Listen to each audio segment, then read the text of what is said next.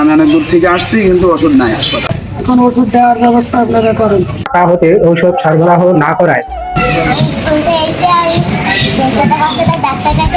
সুপ্রিয় দর্শকবৃন্দ, আসসালামু আলাইকুম।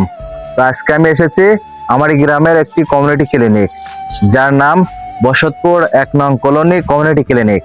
তো আমরা সম্প্রতি জানতে পেরেছি যে এখানে সাধারণ মানুষের তাদের কাঙ্ক্ষিত সেবাগুলো তারা পাচ্ছে না।